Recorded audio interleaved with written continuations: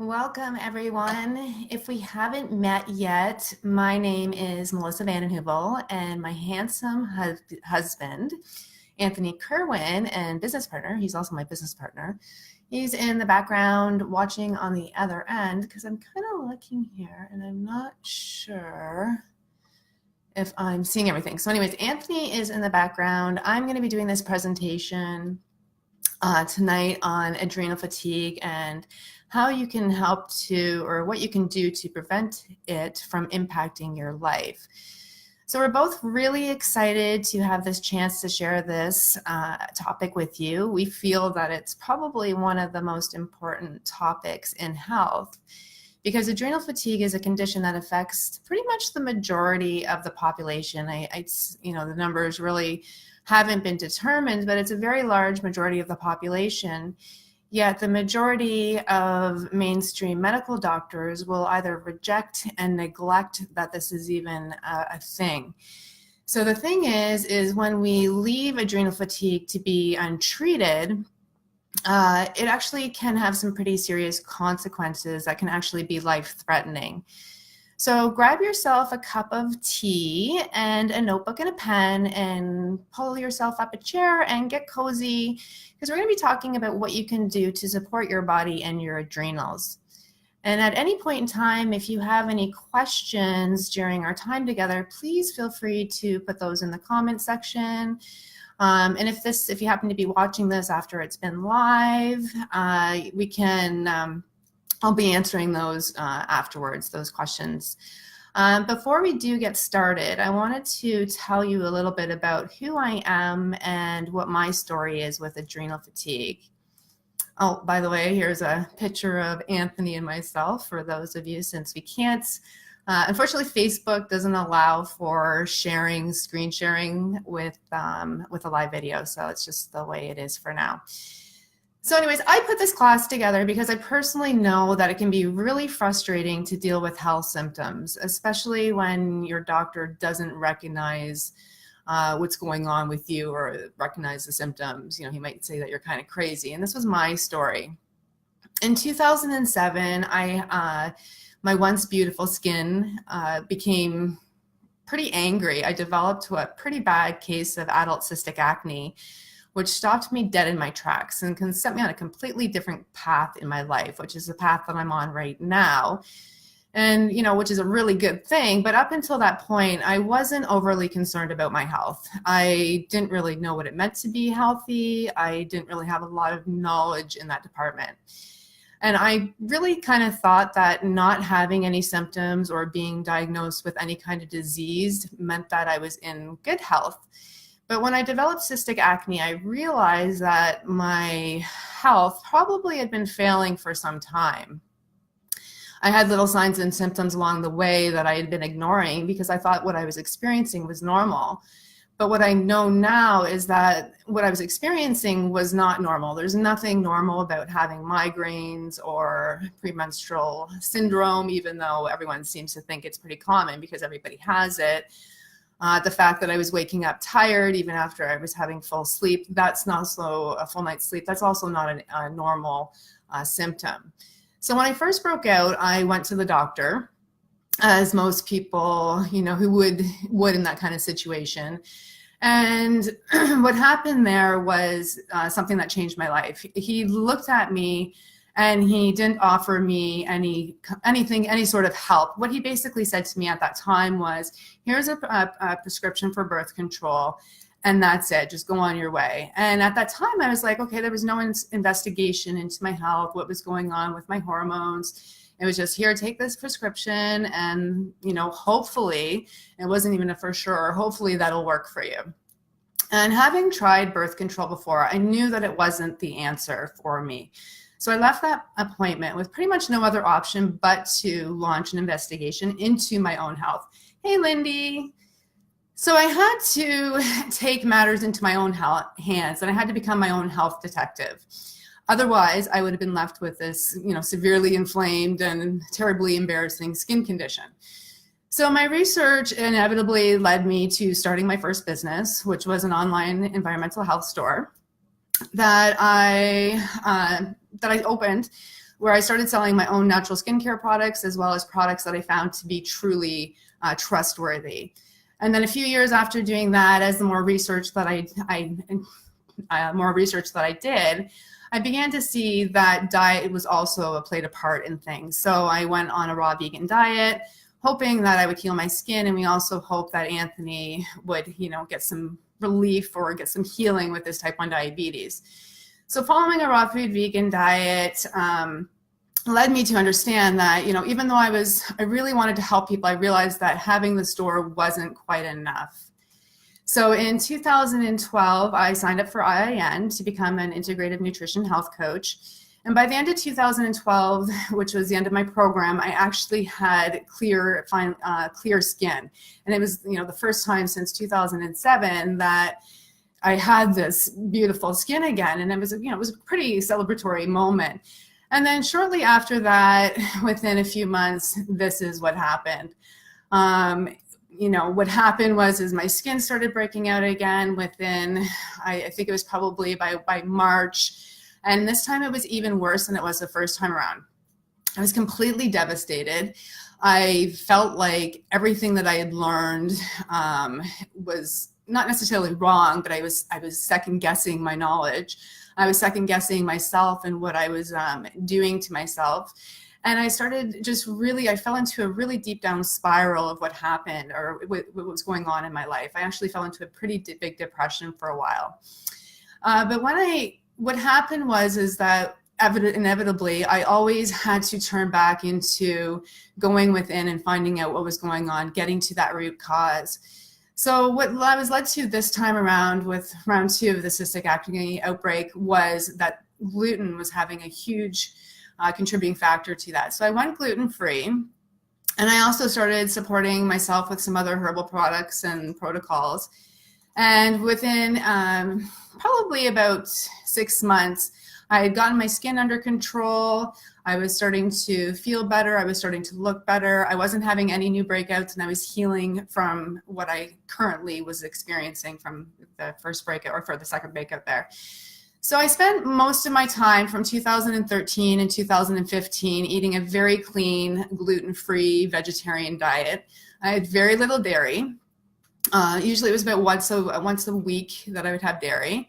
I consumed about a pound of greens per day, and that's probably on the conservative side. I drank fresh green juices. I was having smoothies, and I was really committed to doing the best that I knew how for my body and for my health. But what I didn't realize at the time that I was putting my body under a large amount of stress, and that I was also dealing with external stress factors as well as a lot of hidden internal factors. I was stressed from working out too hard. I was also stressed from eating a lot of the wrong foods. My body was also stressed from having bacteria that was residing in my gut. I also was putting the hormonal imbalances that I was experiencing were also causing a lot of stress on my body. And there was probably a few other factors that I may not be aware of that were causing a lot of stress, maybe some parasites or mercury toxicity. I'm not quite sure. But I knew that I was working really hard and that I could have used some more downtime. But I never guessed that the stress that I was under would have actually led to my health being even worse than what I was thinking. I was eating this extremely healthy diet. Hey, Michael. Hey, Jean. I was eating this really extremely healthy diet. And once again, I wasn't listening to the signs and signals that my body was giving me. And, I really was kind of in this place where I was, I thought that I was eating the best diet that I could possibly be eating. And, so I wasn't paying attention. The symptoms that I was feeling weren't on my radar.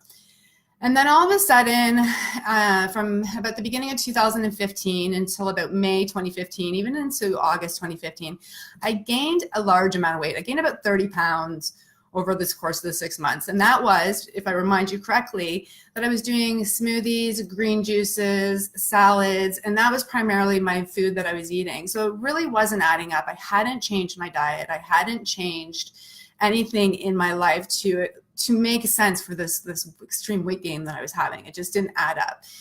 So I had to, hey, Michael. So I had to, again, dive deep back into, what was going on. So this is what happens every time that my health failed. So over the next 6 months, I found out that my healthy vegetarian diet was too damp for my body, and that essentially I'd put out my digestive fire. So that I had to reintroduce animal proteins. I had to eliminate all grains and beans and nuts and seeds, and I had to stop eating raw vegetables and also my beloved raw salads. And that was really, honestly, really, really difficult for me. But looking back, what I know now, I know that what I was happening was this weight gain and this experience that I was having, these irregular periods, the fatigue, the lack of sex drive that I had, all these other symptoms that I was having. They were all there because my body was under a great deal of stress. Stress from some of, like I said, some of the factors that I did know about and some of the factors that were unknown to me. And it wasn't until I enrolled to become a functional diagnostic nutrition practitioner through the FDN Functional Diagnostic Nutrition Program that I realized how much stress I had put my body under. I realized that I basically worn myself out to the point where I was in a state of adrenal exhaustion. So I'm really grateful that I found FDN and that I was able to learn about adrenal fatigue and how to manage it from a holistic and integrative approach, and that I'm able to share this information with you tonight. So before we get in, we're going to just go over a little bit about what is adrenal fatigue, because some people may not be familiar with this. So the term adrenal fatigue was formulated in 1998 by naturopathic doctor James Wilson. This syndrome was explained as a collection of related symptoms caused by insufficient adrenal gland function. So in other words, when the adrenal glands operate inadequately, complications arise and adrenal fatigue syndromes can develop.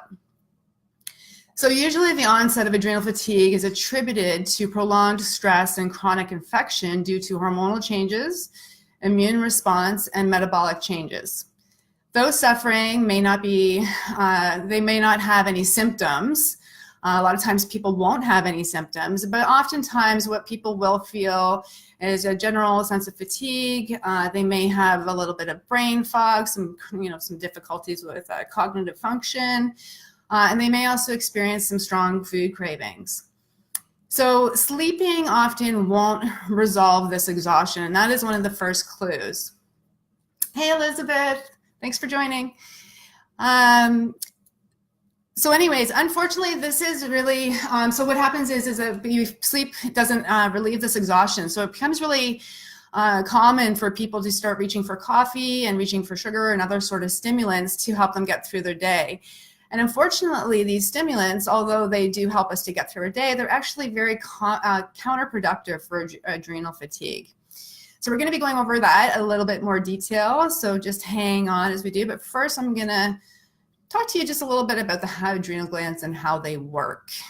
So the adrenal glands are two glands that are located on your backside just above your kidneys, and they're made from two different parts. So even though it's one gland, there's two different parts, and they're both responsible for different hormone productions. So the adrenal cortex, it produces hormones such as cortisol and aldosterone, and these are essential hormones for life. Cortisol works to regulate our metabolism, our immunity, and our stress response, while aldosterone helps control blood pressure and proper cardiovascular function. So the adrenal medulla, which is the other part, produces non-essential hormones, so the ones that aren't valid for life. Are vital for life, sorry. This does not mean that it's a component of that they're not important, but it does mean that they're incredibly valuable for dealing with physical and emotional stress that contributes to our fight or flight response of our parasympathetic system. So the most notable chemical messengers produced in this in our adrenals medulla is adrenaline.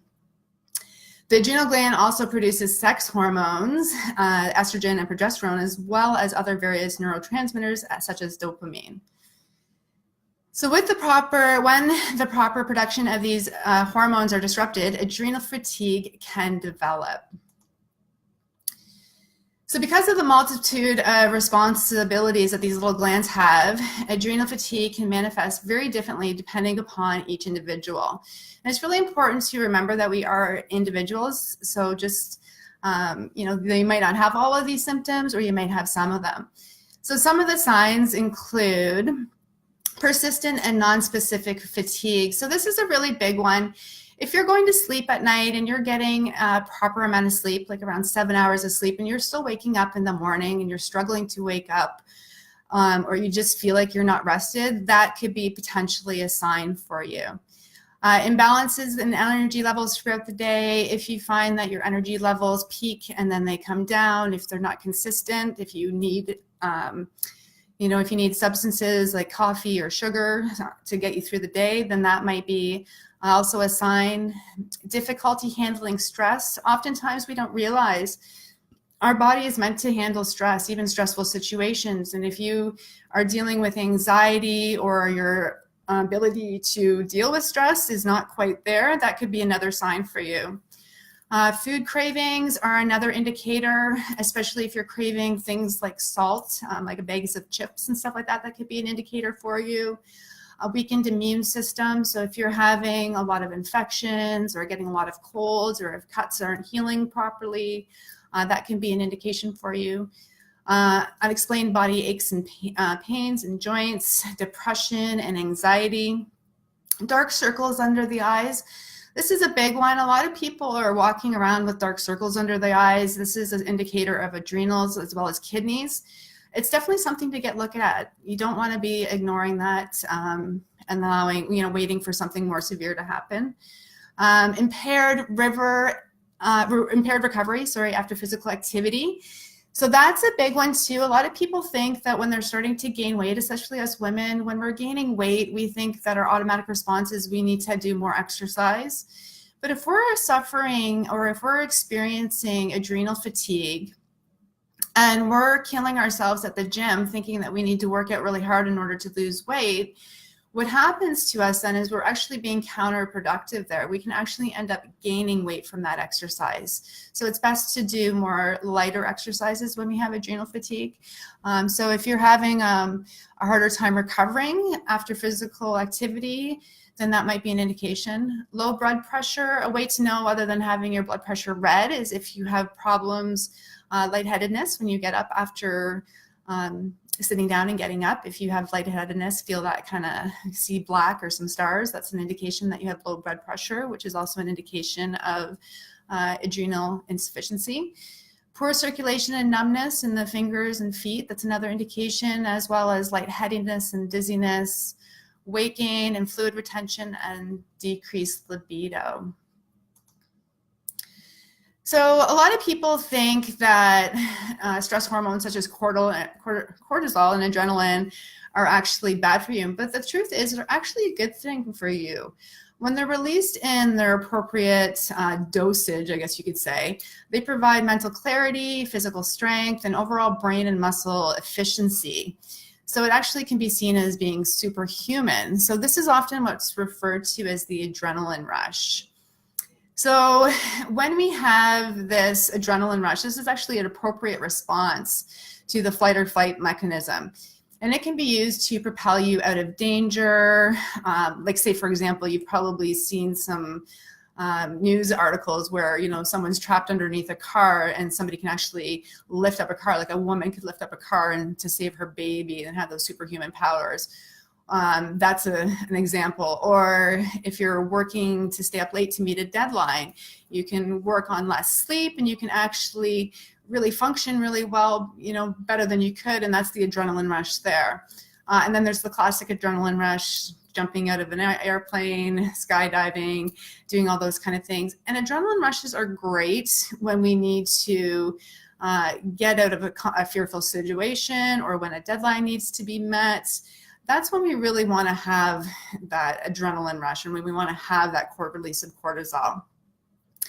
But it's when our body's under constant stress that our health begins to fail and things start to go south. So chronic stress actually suppresses the adrenal function as the adrenal glands become unable to continue to produce the cortisol needed to recover from stress.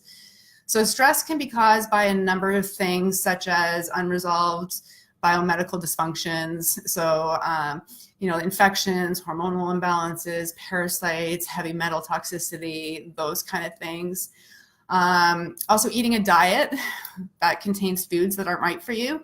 So like I said in my story, when I was eating a vegan and vegetarian diet, those are extremely healthy foods, absolutely, but they weren't the right foods for my body. I needed to add some other foods into that. Of course, I needed to still keep a lot of those vegetables in there, but I needed to have some other foods with that. So it's really important to look and make sure that you are eating a diet that is right for your unique food blueprint. And we all have our own unique food blueprints, which is the diets that work for you, the ones that are your own medicine. So it's figuring that out is very important. Lack of sleep. So if you're not sleeping right, it's really important to address that, which we'll get into a little bit later, and look at that. Stimulants such as coffee, sugar, caffeine, those are also a number of things that can cause stress on your body. Work-life imbalance. We all know that work can be stressful for us. I mentioned earlier overtraining and emotional trauma as well. The body's response to stress, and when we get stressed, your body will release a surge of cortisol, which gives you a boost of energy, and it increases your blood sugar. It affects your immune system and the breakdown of stored proteins and carbohydrates. So as we can tell, it's not ideal when you're not in immediate danger. So this can lead us to more health complications such as insulin resistance, decreased immunity. We can have muscle wasting as well as thyroid complications. And thyroid complications are actually pretty common. The rise and fall, the inevitable drop of stress hormones impact our thyroid by slowing the thyroid production and the conversion of the thyroid hormones to their active and usable forms. So if our thyroids aren't operating properly, many of the common symptoms of the adrenal fatigue can be present. So this is fatigue, depression, weight gain, muscle aches, brain fog, and low libido. So unfortunately, due to the similarities in these symptoms of both hypothyroidism and adrenal fatigue, the two conditions can become very easily confused. In fact, they're often directly related because these glands do work together by supplying essential hormones throughout the body. So it's not uncommon for those who are suffering from thyroid dysfunction to actually need help supporting the adrenals.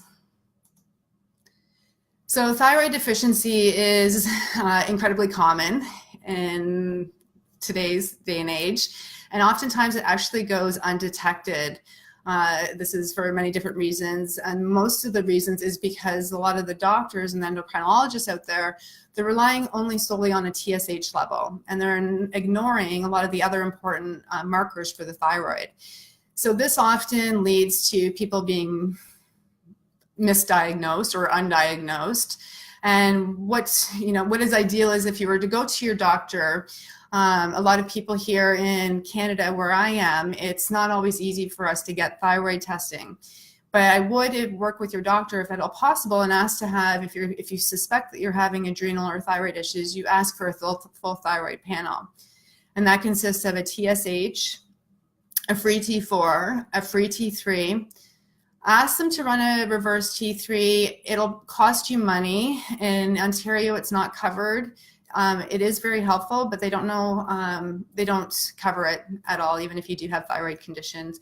But it is definitely important to have, and it's important to have someone who can read that one. Also, it's really important to look at your antibodies. The thyroid antibodies, there's the TPO, and then there's also the thyroid globulin antibody. A lot of doctors are not doing these tests, even when you do have thyroid dysfunction. I highly, highly, highly recommend that you ask them, you request them to do this, and if they won't, then you find somebody who will. From there, adrenal function is also another important test, which we'll talk about in a minute. And then there's a lot of other tests which look into iron and ferritin, and even just doing a complete blood count. But really, without looking at all these factors in thyroid function, when a doctor is prescribing treatment, they might not be the right treatment for that patient.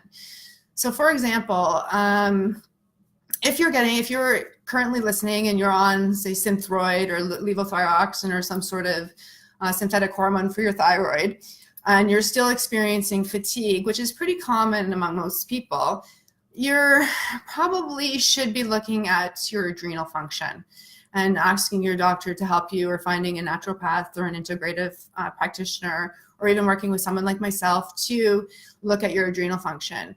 Because what happens today is that we have, oh, sorry, I didn't mean to do that. Let me go back here. We have the HPA axis, which is the hypothalamus pituitary adrenal axis, and the hypothalamus pituitary thyroid axis, and both of these axes work together.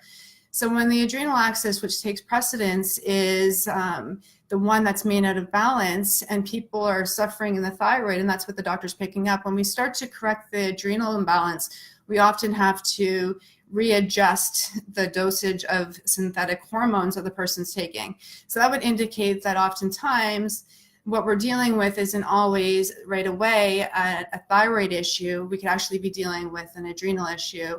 And by correcting the adrenal issue, you can often have some benefits in correction with the thyroid issue.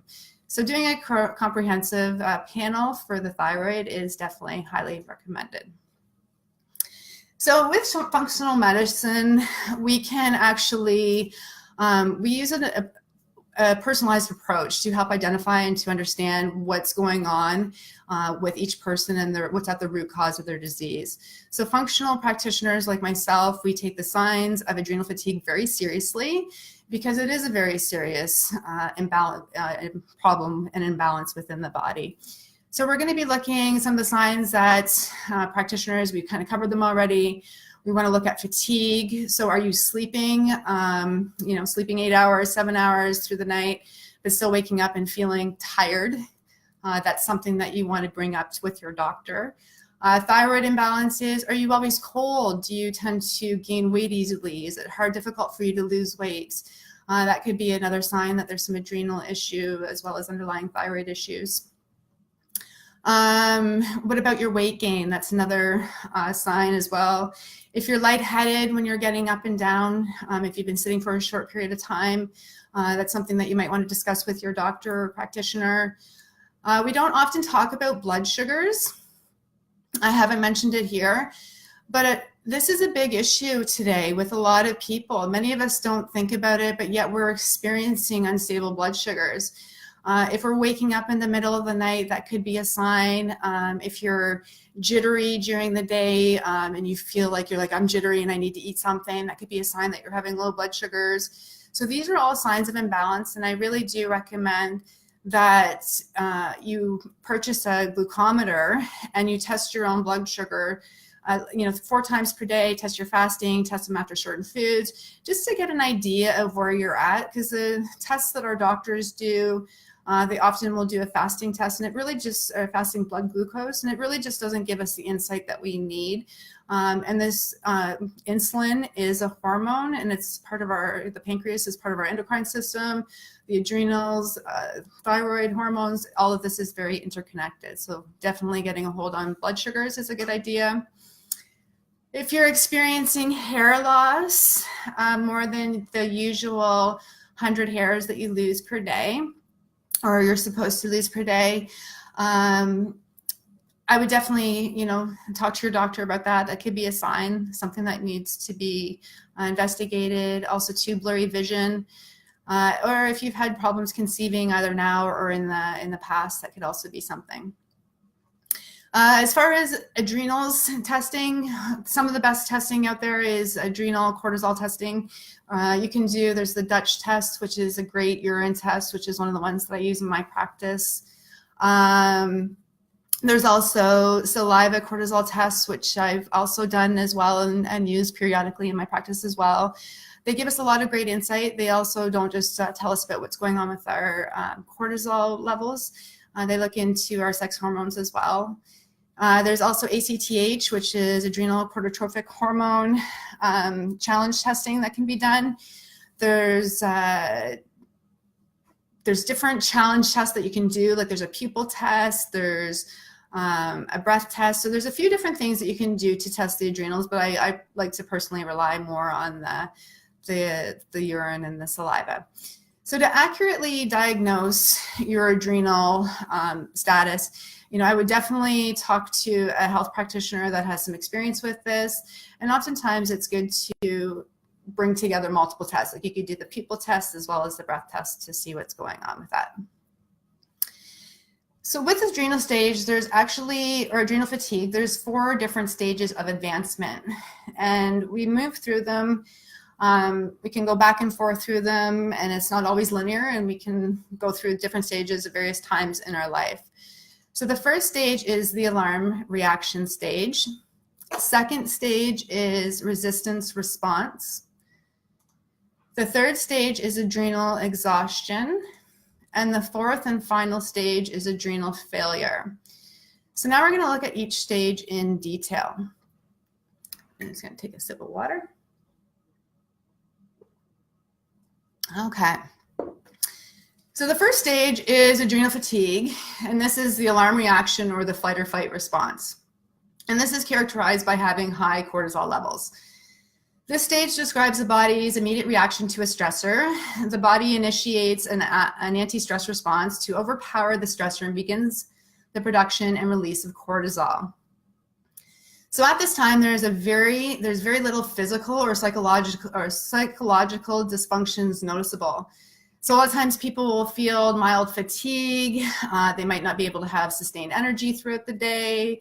They might notice that their sleep patterns are starting to be disturbed or be a little bit different off. They may be reaching for more caffeine or sugar or carbohydrates, trying to find that source of energy. They might often feel tired and wired, and this is often a phase that we go through many times in our life. And if we were to actually do some lab testing during the stage, we would find that we have elevated adrenaline, norepinephrine, cortisol, DHEA, as well as we'd have insulin in our blood as well. Stage 2 is the resistance response. And this is where the adrenals begin to lose their ability to keep up to the body's demand for cortisol. So during this stage, fatigue becomes more noticeable, extends beyond the early morning and into the evening. So you may be feeling, depending on what your cortisol circadian rhythm is, you might be feeling more energized in the morning and exhausted at night, or you might be the opposite of that. You're going to feel that you need a lot more time to recover and that you're not really waking up feeling refreshed anymore. You may be noticing that infections are not healing, that you have insomnia, anxiety, and you may be a little bit more irritable than normal. And this is the stage where people begin to kind of start noticing their symptoms. They may seek medical attention at this point in time, but most of the time they're self-medicating and taking care of things on their own. At this point in time, there's a substantial drop in their hormones, and DHEA and testosterone are going to be going down, and cortisol is going to be, this is the DHEA, and goes down, and testosterone goes down in exchange for the continual cortisol production. And this stage here, it can last several months up to several years, and it really depends on, how you manage that. The third stage is the adrenal exhaustion. And this is when our adrenal glands are becoming continuously less effective. So our body has increasing needs for adrenal hormone, and the stress is still present. And it's just, we have a harder time keeping up. So we recognize that there's a decline in cortisol output, and we focus on conserving energy for survival. So to do this, the body begins to slow down, and it starts to break down existing muscle tissue for energy. So chronic fatigue, this is when chronic fatigue sets in. You're going to notice that, again, if you're exercising, you may not have the energy to exercise like you used to. Or maybe when you do exercise, your recovery period is extremely long. You may also be experiencing a lot more periods of brain fog. You may be forgetting things. You may be just not cognitively thinking clearly anymore. Insomnia, trouble sleeping, trouble staying asleep, waking in the middle of the night. Depression, depression and anxiety are also connected with this stage. Increased infections, weight gain, especially around the hips and waist area, lack of sex drive, and basically it becomes really hard to function. Your body just needs a lot of rest and you become really less productive, and it's just really hard to function. So if you leave this untreated, the body loses further homeostasis and it's not able to, it may not be able to maintain function. So luckily for most people, it's really hard to progress past this stage into the next stage. When I checked myself, when I did my saliva cortisol testing, this is the stage that I was in.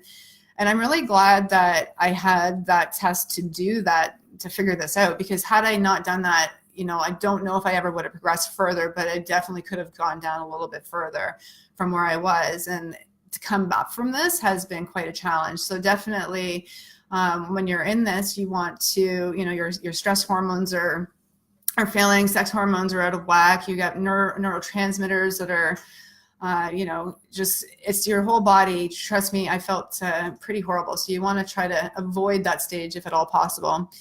And then the fourth and final stage, and as we said, it's not very common to get into this place, but it is possible and it's extremely dangerous. So it's really important to recognize the signs. So if you keep letting your adrenals go at the exhaustion stage, you could manifest into clinical adrenal insufficiency, which is the actual the autoimmune condition called Addison's disease. And this is where the medical system does recognize adrenal insufficiency. And that's, you know, this is where they start to treat. And I do believe it's with steroids. So it's a pretty serious drug too, if you get to this point. So some of the symptoms that if you get to this point that you might be experiencing would be sudden pain in the lower back, legs, and abdomen, digestive distress, such as vomiting and diarrhea, severe dehydration, low blood pressure, lack of consciousness, and high risk of cardiovascular collapse. So although these symptoms are much more obvious, there's still a chance of misdiagnosis. So it's really important that you have someone, if you do think you're at this point in time, that you have a trusted medical practitioner that you can work with. Like I said, once you're at the stage, it is very serious and it is very concerning. All right, the good news is that there's plenty of stuff that we can do to help us reverse adrenal fatigue. And this is definitely the path that I've been on for the last year.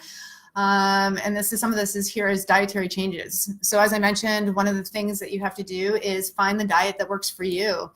And just because it's a healthy diet, it doesn't mean that it's necessarily a healthy diet for you. So I can't stress enough. Really pay attention to how food reacts within your body so that you can understand whether or not your body is accepting the food. There's also food sensitivity testing that you could do. You could work with a pendulum. You can do our cleanse. We have a cleanse, which I'll introduce to you at the end. But anyways, there's lots of different things that you can do, but having the proper diet for yourself is important. You can also take adrenal supporting supplements. There's a lot of adaptogens out there. There's also some vitamins that we're going to get into in a slide coming up. Reducing adrenal stress. We're going to talk about that in a few minutes as well. Minimizing exercise. It's not very often that you'll hear people say minimize exercise and increase rest, but when you have adrenal fatigue, if you're in stage 3 like I was, you want to really take up yoga, Tai Chi, more restorative, very gentle practices. Keep it light. Sleep, very important. We're going to talk about that a little bit more. Detoxification. This isn't just with the body, it's also with your home and the products that you use in your home and on your body. Adequate hydration, very important. Also, the quality of the water that you're drinking is also important. Doing what you need to do to heal existing infections, and also practicing meditation.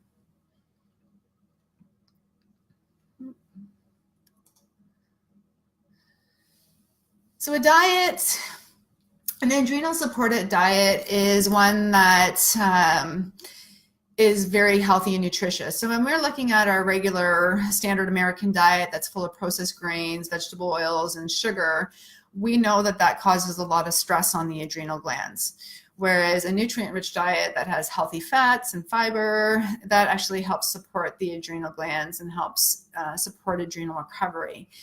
So we want to really be including a lot of healthy fats such as coconut oil, coconut itself, coconut milk, avocados, olives, olive oil, nuts, seeds, grass-fed butters, fatty fishes, grass-fed meats. Those are all foods that are going to help us to build healthy hormones. Vegetables, we want to be eating a variety of vegetables. The color of the rainbow would be amazing to have into your diet. The more variety that we have, the more nutrients and minerals that we're getting, and that's going to be more nourishing to us. Fermented foods are also an essential thing to include in your diet. Fermented vegetables, kefir, kimchi, even kombucha, also good, as well as probiotic supplements. Proteins, it's really recommended that you start your day with about 40 grams of proteins. This is going to help support your adrenals throughout the day. And just to remind you, caffeine, sugar, artificial sweeteners, these starchy processed carbs, and hydrogenated oils, these are all things that are going to slow down your recovery or even also potentially contribute to adrenal fatigue. So if you can, try to exclude or avoid those altogether.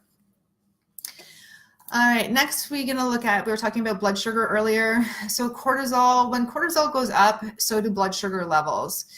So we want to make sure that we're doing what we can to not have that happen, because this disrupts the body's balance and causes us to dump too much sugar, because the insulin gets dumped into our cells, which causes sugar to get dumped into our cells as well.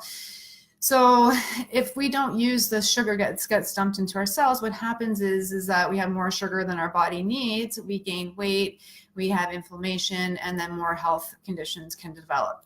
It's also very hard to address adrenal fatigue when we have blood sugar issues, because the two go hand in hand. So it's really important, and that's why I recommend grabbing a glucometer so that you can monitor your sugars. It's just use it for a couple weeks just to see what's going on, so you can get a baseline for yourself. Next, we want to repair deficiencies. So vitamins are necessary for our body's natural process, and minerals are essential for hormone production and utilization. So we really want to make sure that we're getting those. So we always recommend that, especially with adrenal fatigue, that you're having good quality salt. So we like to use in our home either Himalayan, a good quality Himalayan salts, or Celtic sea salt. I think there's also another one that's out there, Redmond sea salt, but I'm not sure. But you do want to make sure it's a good quality salt. We need salt for adrenal recovery. Aldosterone is a hormone that's responsible for salt regulation, and it's reduced when we have adrenal fatigue. So we want to make sure that we are having adequate supply of salt. So salt is not the enemy. You want to be having just the right amounts, which depends on each person, but don't be afraid of salt. Just put it that way. Vitamin C is another vitamin that we need. It's a powerful antioxidant. It helps to protect our body against free radicals, and it's also an essential building block for adrenal recovery. B vitamins are also very important, especially B5, 6, and 12, as they're involved in cell metabolism, energy production, and fatigue reduction.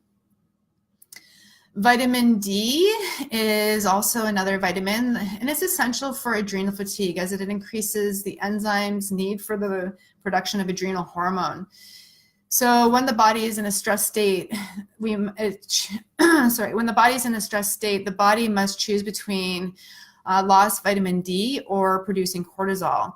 And cortisol is chosen for survival. So therefore, the cycle continues. Basically, what happens is this whole cycle of adrenal fatigue continues because it's a vicious cycle. So if you have I'm going to throw this in here. If you have an autoimmune disease, Vitamin D testing should be covered within Canada, or at least it is within Ontario. I do recommend that you get your vitamin D levels checked, look for optimal range, and if you are supplementing with vitamin D, that you also supplement with vitamin K2. All right, another vitamin that we need is magnesium, and it's an important mineral that we need. Sorry, I think it's a vitamin. It's for energy levels, fatigue, depression, and it's just a really soothing nutrient that we will help us when we have adrenal fatigue. And then also probiotics. It helps us improve our digestion, our immunity, and aids in vitamin absorption and hormone production. So the most important thing is to follow, work with someone, because not always everybody, this is a pretty loosely blanketed, and most of these are pretty safe, but it is always better if you can work with someone for supplementation deficiencies, because we just don't know where exactly you're at. Sleep is another important factor. Adrenal fatigue and sleep dysfunction are closely related due to the body's natural schedule of cortisol secretion. Cortisol levels naturally rise and fall throughout the day. Adrenaline and cortisol both increase alertness and affect sleep schedules in a number of ways. So you may experience having trouble falling asleep, staying asleep, or both when you have adrenal fatigue. So the best recommendations, other than stress management, which we're going to talk about next, for your sleep is to create a sleep schedule. So making sure that you're going to bed at the same time every night and setting up a wake time. We recommend being in bed by 10, and that, you know, you can wake up around 7 o'clock, 7. You know, we want to aim to get anywhere between 8 to 10 hours a day. I know that seems like a lot. 7 would be the bare minimum. If you're getting 6, less than 7, then I would suggest that you try to see how you can get a little bit more. Definitely avoid staying up too late or being stimulated by screens before bedtime. And when you're tired, take some time to rest. It's the body's way of letting you know that it needs some sleep. When it comes to stress management, there's lots of different things that you can do for stress management. We have essential oils that you can do. There's meditation, yoga, pranayama. There's spending time with people that you love. There's journaling. There's just lots of different things that you can do. So, you know, everyone has their own stress reduction. If you have any tips on stress reduction that you don't see here on the list, I think I forgot nature on that list. But if you have anything else that you'd like to add, please feel free to throw it in the comments. It's always nice to share. All right, so we are coming to an end. So just to recap a few important points. So one of the most important things to do is to know where you're at. I don't think I talked about this. I meant to. Looks like I didn't. But that's to test, don't guess. In the functional world, we have a phrase, and that is test, don't guess. And that's because we could spend a lot of years trying to fix what's wrong with us based on our assumptions, which never always works out good. Repair your nutritional deficiencies. Again, it's always great if you can test to figure out what exactly they are. Find helpful practices that are going to help you to manage stress, whether that's yoga, meditation, pranayama, whatever that might be. Get yourself proper sleep. Make sure that you're either checking your blood sugars or you know that they're good. And discover your own unique food blueprint. And as I mentioned, we have a cleanse program. I didn't want to turn this into a sales program or a sales pitch, but we do have a cleanse that does help you discover your unique food blueprint. There's a link there up on the screen. If it's check it out. And if you have any questions, you can always let us know. All right, so that's it. Oh my gosh, I am so happy. Thank you so much, guys, for staying with me. I am so grateful for you, and I hope that this presentation was helpful and that you learned something. If you did and you want to share what you learned in the comments, that would be amazing. If not, I know you're shy, and that's okay too. So we really appreciate you showing up tonight, and I just want to say thank you from the bottom of my heart. I hope you have a happy and healthy holiday season, and we'll see you with our next class in the new year. Thanks, guys. Love you. Mwah.